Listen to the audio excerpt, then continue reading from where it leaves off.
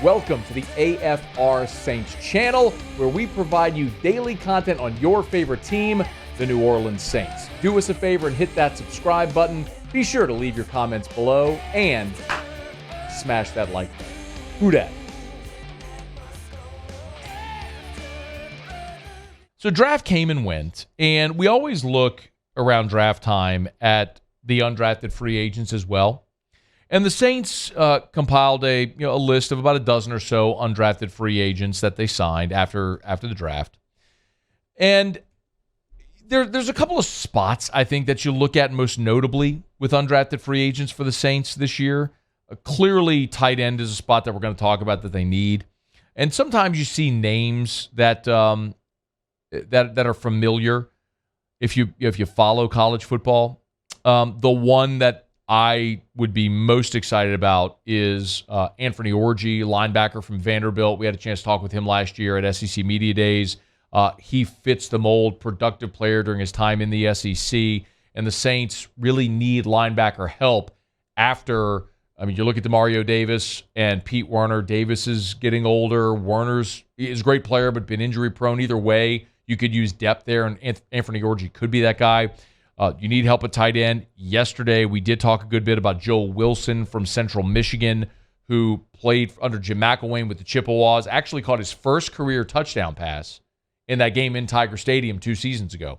So those are the spots, I think, most notably that we're going to look at. But the Saints added a player on Tuesday that I find fascinating, and it's Malik Flowers. You probably don't know that name, and quite honestly, I wouldn't have known that name either before this whole thing. But Malik Flowers played his collegiate football at Montana, the Grizz. And over his time in Montana, he played in 52 games. So a very experienced player, redshirted, and then became an FCS All-American as a redshirt freshman. And while he was a good receiver, over the course of his 52 games played, he caught 51 passes for 716 yards and 4 touchdowns. So not a major receiving threat during his time at Montana, but you love his size. He's 6'2", 200 pounds. So a big-bodied receiver that kind of fits the mold of the size and the physicality, which you look for. And, if you go and look at even his season this year was his most in 2022. His senior season was his most productive as a pass catcher, where he had 31 catches for 460 yards. So 31 of his 51 career receptions were this year. So he became a more productive player in the offense this past year. What he has always done exceptionally well, and this is why the Saints are interested in him, is return kicks and punts. Malik Flowers has 7 career kick returns for touchdown. That ties him for the career record for kickoff return touchdowns in the FCS. It ties him with Rashid Shaheed. So the Saints now have on their roster presently the 2 men who are tied for the career kickoff return for touchdown mark in the history of the FCS. Rashid Shaheed and now Malik Flowers. Now, you might say, well, why would you sign Flowers if you have a Shaheed? Competition. Competition breeds competition, makes everybody better. We said the same thing about Deontay Hardy, then Deontay Harris. Remember, the Saints brought him in out of Assumption, where Cole Tracy had come from. Dynamic kick returner, came in, made an immediate impact, not only as a returner, but also as a receiver during the COVID year in 2020, and really became a functional part of the offense as a pass catcher, but also as a returner. Well, got into a little bit of trouble. The Saints signed Rashid Shaheed, and Rashid Shaheed took his job, period. He stole his job. So what's the old adage? You're never staying the same. You're getting better or you're getting worse. So you have the opportunity to bring in a guy to push your current returner who don't have a lot of skins on the wall in the NFL. We're excited about Shaheed. Like, his first touch went for a touchdown last year. The guy was a game breaker. It was awesome to see. World-class speed, all that stuff. But is it fleeting? Like it was with Deontay Hardy. So, and I'll say this also about Flowers and guys like Hardy or Rashid Shaheed. There's a lot of guys who are athletes that are fast with good ball skills. Returning kicks and punts, though, is a skill set. There is a big difference between juking a cornerback and running in open space and running into a headwind of 11 defenders coming to kill you. There's a big difference.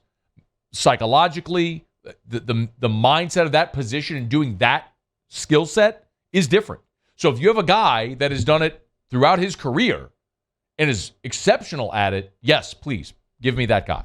Now, I look at the wide receivers the Saints have, and we went over this when the Saints signed Bryan Edwards, the former South Carolina star. On one hand, you could look at the receiver room and say, man, they're loaded. Olave, Michael Thomas, Shaheed, Tre'Quan, now Edwards, Keith Kirkwood, Kirk Merritt, Kawan Baker, who you drafted last year. You just drafted A.T. Perry. Now you bring in Flowers. Like, how do you have, I mean, that's 10 receivers right there. You don't have room for him. I mean, you're keeping at best 5. I mean, in weird one-off seasons, they would keep 6. Like back in the day when Courtney Roby was their returner and their gunner, he was technically listed as a receiver, but really he was a returner is what he was. He was a specialist.